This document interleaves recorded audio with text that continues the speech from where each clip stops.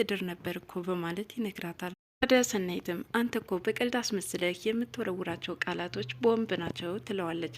ከዛም በይ ቦምብ እያልሽ እንዳታሳስሪኝ ካለ በኋላ ከዛም እስኪያስቢው ኪራን በአንድ ጊዜ አውጥታ እንዴት ነው ልትቀያየር የምትችለው?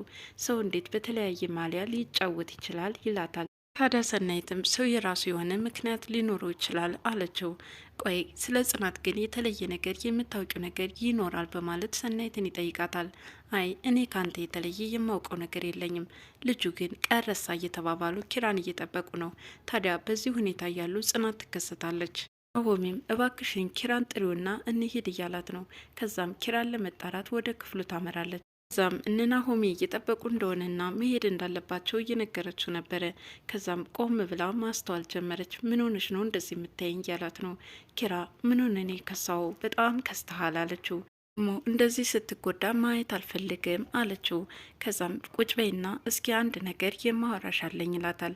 እኔ መሄድ ይኖርብኛል እቸኩላለሁ ብትለውም አንድ ጊዜ እንኳን ስሚ በማለት እንድትቀመጥ ያደርጋታል። ከዛም አንቺን የማላፈቅርበት ምክንያት ምንድን ነው? እስኪ አይኔን እይኝ በማለት አሁንም እንደሚወዳትና እንደሚያፈቅራት ፍቅሩን ይገልጽላታል። ታዲያ ጽናትም ስላወራንበት ጉዳይ ወደ ኋላ እንመለስ፣ እባክህን አታስጨንቀኝ፣ አንተ ከኔ ጋራ በፍቅር ብትቀጥል ሙሉ ትሆናለህ ብዬ ስለማላምን ነው ትለዋለች። እባክሽን ስለዚህ ጉዳይ አውርተንበታል፣ ያላንቺ ህይወቴ ባዶ ናት፣ አንቺን ባሰብኩ ቁጥር የደም ስሬ ሁሉ ይረጫል ይላትና እንዴት እንደሚወዳትና እንደሚያፈቅራት ፍቅሩን እየገለጸላት ነበረ።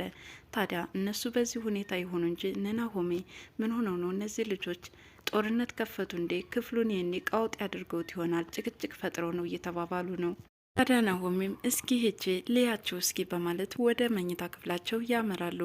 ጽናትና ኪራ አሁንም ስለሚወዳት ፍቅሩ እየገለጸላትና ከዛም ካፍ ይልቅ ስሜት ያወራል በማለት ሊስማት እየተጠጋት ሳለ ይመለከታቸዋል። ታዲያ ናሆሜም በመደናገጥ ወደ ሳሎን ተመልሶ ይመጣና ለሰናይት የሆነውን ነገር ሁሉ ይነግራታል። ከዛም ለምን አንተ ቀስ ብላ አትሄድም ነበረ?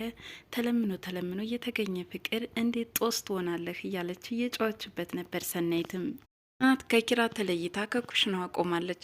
ታዲያ በዚህ ሁኔታ እያለች ሰናይት ትመጣና ከንፈርሽ አብጧል ትልና ትላከፋታለች። ከዛም ለምንድን ነው ከንፈር ያበጠው? እረ ደህና ነኝ አለቻት። ንብ ነደፈሽ እንዴ በማለት አሁንም ከኪራ ጋር የነበራቸውን ፍቅር በቅኔ ለመናገር እየሞከረች ነበረ። ናሆሜ ነው አደል የነገረሽ? እኔ እኮ ከኪራይን አቧራ ስለገባበት እሱን እየጠረኩለት ነበር አለቻት። ታዲያ ሰናይትም የጽናትን ማስተባበል አልተቀበለቻትም ነበረ። ምን ነው አይኑ ካፉ ውስጥ ነው እንዲ ያለው አየር አጥሮት ብትይኝ አምንሽ ነበር በማለት ትመልስላታለች። በቃ ሰናይት ስህተት ተፈጥሯል አለቻት። ምን ነው ምን አይነት ስሜት ተሰማሽ? በጣም ደስ የሚል ነው፣ እስከ ዛሬ ድረስ እንደዛ አይነት ስሜት ተሰምቶኝ አያውቅም ትላታለች።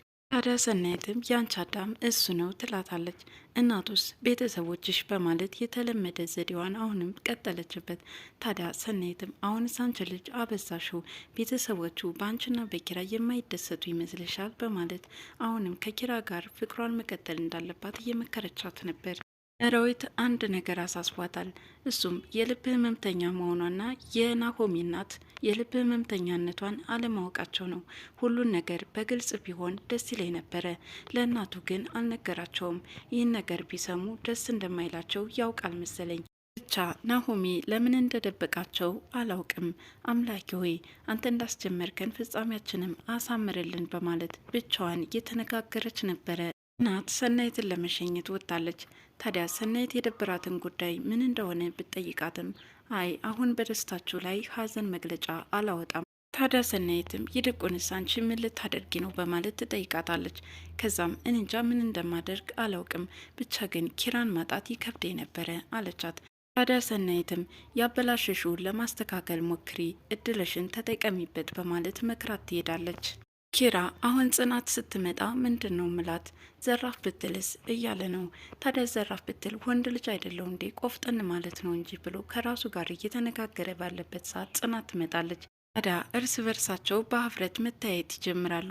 ከዛም ምን ልትይኝ ፈልገሽ ነው እንደዚህ የምታይኝ እያለ ነበረ። እሷም ምን ልትለይ ፈልገ ነው ብለው መጠየቅ ከጀመሩ በኋላ እስኪ መጀመሪያ አንቺ ያሰብሽውን ተናገር ያለ ታዲያ ጽናት የደበቀችውን ነገር ኪራ መዘርዘር ይጀምራል። እኔን ስታይ ልብሽ ድው ድው ይላል፣ ከዛ ጭንቅላትሽ ብዙ ነገር ያስባል። ብቻ ለእኔ ያለሽን ስሜት አውቃለሁ። አንቺ ከኔ ለመሸሽ ብትሞክሪም ስሜትሽን ግን መደበቅ አትችይም ይላታል። ጽናትም እኔም እኮ መደበቅ ፈልጌ አይደለም፣ ነገር ግን ሙሉ አላደርግህም ብዬ ስላሰብኩ ነው አለችው። ስለዚህ ጉዳይ ተነጋግረን ጨርሰንበታል። ምንም አይነት ተጽዕኖ እንደማይፈጥርብኝ ነው ምነግርሽ። ይልቁንስ ህይወቴ እያለ አንቺ ባዶ ናት። እስኪ እኔና አንቺ በፍቅር የማንቀጥልበት አንድ ምክንያት ጥቀሽልኝ አላት። ጽናት ለጥያቄው መልስ አጣችለት። እስኪ እያቸው ምሩና ናሆሜ አያስቀኑም? እኔና አንቺም ወደ ድሮ ፍቅራችን እንመልሰውና ባክሽ እናድሰው ይላታል። ታዲያ ጽናትም ምንም አይነት ቃል ሳታወጣ ሄዳ ከአንገቱ ስር ተጠመጠመችበት። ቃል ባታወጭም ስሜትሽ ነግሮኛል አላት ኪራም። ናሆሜ ወደ ቤቱ ሲመለስ መራዊት ተኝታለች። ይችን የመሰለች ልዕልት ስለሰጠኝ አመሰግናለሁ እያለ ነው። ታዲያ ስጦታ ገዝቶላት ነበረ። ከዛም መራዊት ስትነሳ ስጦታውን ካበረከተላት በኋላ የጽናትና የኪራን መስማማት ይነግራታል። መራዊትም በሆነው ነገር በጣም ተደስታለች። አምላኪ ሆይ ተመስገናለች። ሰናይትና መራዊት አሁንም የጽናት ጉዳይ አሳስቧቸዋል። በሙሉ ልቧ እንዳልተቀበለችውና እያቅማማች እንደሆነ መራዊት ለሰናይት እየነገረቻት ነበረ። ታዲያ የሚጓደድ ሰው ግን ለምን ከልቡ እንደማይገላለጽ አላውቅም ካለቻት በኋላ ግን አሁን እንዴት አድርገን ነው የኪራ እናት የካንሰር ታማሚ እንደሆኑ ለኪራ የምንነግረው እያለች ነው ሰናይትም። ታዲያ መራዊትም እንደምንም አድርገን ጽናትንና ሳምንና ካልሆነ ጋሽ እንዲነግራቸው እናድርጋለን አለች። ከዛም ለምን ጽናትን በቅናት አናንጨረጭራትም? የሆነ ሴት በኪራ ሕይወት እንደገባችና ከዛም የእሱ እንደሆነች እናድርግና ጽናትን በቅናት እናሳብዳት አለች ሰናይት። ታዲያ ሰናይት ያመጣችውን ሀሳብ ሁሉም ተስማሙበትና ጨዋታው ተጀመረ። ከዛም ኪራ ከነመራዊት ቤት ያድርና ሌላ ሴት ጋር ያደረ ያስመስላሉ። ጽናትም በተደጋጋሚ ኪራ ላይ ስልክ ብትደውልም ኪራ ግን ስልክ እያነሳላት አልነበረም። በመጨረሻም መራዊት ድምጿን በመቀየርና ሌላ ፍቅረኛ ጋር የተኛ በማስመሰል ስልኩን አንስታ ታዋራታለች። በዚህ የተናደደችው ጽናትም እንዴት እንደዚህ ሊሆን ይችላል? እኔን እዚህ ብቻዬን አሳድሮኝ ሌላ ሴት ጋር ተኝቶ ነው ወይ ሌላ ሴት ጋር ሄዶ ነው ወይ እያለች በውስጧ ብዙ ነገር እያመላለሰችና እያሰበች ነበር። ታዲያ ጽናትም ወዲያውኑ ለመራዊት ደውላ ወደ ቤት እንዲመጡ ነበረ ትዕዛዝ ያስተላለፈችው። ታዲያ ሁኔታውንና መናደዷን ለኪራ ስትነግረው የኔ ቀናተኛ በጣም ተናዳለች ማለት ነው። በቃ መሄድ ይኖርብኛል አለ። ከዛም ይህንን ዕዳ ከዛው ተወጣው አለ ናሆሜም። እባክህ ልጁን አታስጨንቀው አለች መራዊትም። ኪራም በቃ ልሄድ ብሎ ወዲያውኑ ወደ ቤት ይመለሳል። መራዊትና ናሆሜ ደስ የሚል የፍቅር ጊዜ እያሳለፉ ነው። ሴት ልጅ የሚገባትን እንክብካቤ በሚገባ ናሆሜ እየተወጣ ይገኛል። ታዲያ በዚህም ቁርስ በልተው ወደነ ኪራ ቤት መሄድ እንዳለባቸው እየተነጋገሩ ነበር። ጽናት ኪራ ከሌላ ሴት ጋር ነው ያደረው ብላ በቅናት ቤቱን ቃውጥ ያድርገዋለች። ታዲያ ለነሰናይትም ለሁሉም ነበረ ስልክ የደወለችላቸው። ቀድማ የደረሰችው ሰናይት ናት። እሱ እያለ ምንም የማይፈጠር ችግር አለ ከሌላ ሴት ጋር እኮ ነው ያደረው እያለች ቤቱን ቃውጥ እያደረገችው ሳለ ከዛም ናሆሜና መራዊትም ይከሰታሉ። ምን ሆነሽ ነው? በሰላም ነው የፈለግሽን? ይላሉ እነሱም። ጽናትም ቀጠለች። ኪሩቤል እኮ ከሌላ ሴት ጋር ነው ያደረው አለቻቸው። ውይ ያችን የመሰለች ጠበሳት ማለት ነው በማለት አሁንም በቅናት ያናድዳታል። ታዲያ ጽናትም ጠበሳት በማለት ጥያቄዋን ታስከትላለች። ታዲያ በዚህ ሁኔታ እያሉ ኪራ ይከሰታል። ማታ የት ሄደ ነው? ማንጋና ያደርገው? ያችን የመሰለችክ እስኪ አምጣት ልይልህ በማለት አሁንም ጨዋታዋን ትቀጥላለች። ታዲያ ኪራም ለሌላ ሴት ልትድርኝ አልነበር እንዴ? እኔ ስዝናና ደስ ሊልሽ ይገባል፣ ለምን ከፋሽ? ይልና የበለጠ ያቃጥላታል። ማን ስለሆንክ ነው? ኪራ እገድልሃለሁ በማለት ኪራ ላይ ትጮህበታለች። ከዛም አንቺ ልትድርኛ አልነበር እንዴ? እኔ መረጥኳትን ለምን አትቀበይም አላት። ከዛም ይህ በቀል መሆኑ ነው እንዴ? ቆይ እንደዛ ከሆነማ እኔ ማሳያለሁ፣ ከዚህ ቤት እወጣላለሁ በማለት ከተቀመጠችበት ትነሳለች። ታዲያ ኪራም እኔን እንደምትወጂኝ ካልገለሽልኝ አለቅሽም ይላታል። አሁንማ ምን ጥቅም አለው? ሌላ ሴት አገኘህ አይደል እንዴ? ትላለች ጽናትም። ከዛም ይህ ሀሳብ ድራማ መሆኑን የነገሯት ሰዓት እኔ እኮ እውነት መስሎኝ ኪራን ያጣሁት መስሎኝ ነበር በማለት ኪራን ታቅፈዋለች። ከዛም ቤተሰቡ በደስታ ይጨፍራሉ። ጽናት ከእንቅልፏ ስትነቃ ኪራ ቁርስ ሰርቶ ጠብቋታል። ታዲያ በዚህ የተደሰተችው ጽናት ትደበቅና ከኋላው መታ ታቅፈዋለች። ከዛም ታዲያ ሁለታቸውም ፍቅራቸውን እየተገላለጹና እየተወዳደሱ ነበረ። ኪራም ከእናቴ ቀጥሎ አንቺ የህይወቴ ሁለተኛ ሴት ነሽ እያላት ነበረ።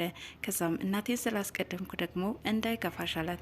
ቤተሰብማ ቤተሰብ ነው፣ ምንም እሷን ስላስቀደምክ ሊከፋኝ አይገባም አለችው። ታዲያ ጽናትን ፈጣሪ አንድ ብሎ አገናኝቶናል፣ ከዚህ በኋላ ያለውን ህይወታችን እሱ ያስተካክለዋል እየተባባሉ ነበረ። ናሆሜ የፍቅር እንክብካቤውን መራዊት ላይ ቀጥሎበታል። ታዲያ በጠዋት ተነስቶ ውበቷን እያደናነቅና ያለ ሜካፕ እንዴት እንደምታምር ተፈጥሯዊ ውበቷን እንዲሁ እያሞገሰላት ይገኛል። ከዛም ወንድ ልጅ ከመኝታው ተነስቶ ሴት ልጅ ታምሪያለሽ ካለ በቃ ውብ ናት ማለት ነው እያለ እየገለጸላት ነበረ። በመጨረሻም እስኪ ሳሚኝ እንዴት እንደምትወጅኝ እያላት ከዛም ግንባሩን እየሳመችውና እየተጨዋወቱ ሳለ ፕሮግራሙ ተቋርጧል። በቀጣይ ቪዲዮ እስከምንገናኝ ድረስ መልካም ጊዜ ይሆንላችሁ እያልኩ ለዛሬ የነበረ ፕሮግራም ይህን ይመስላል።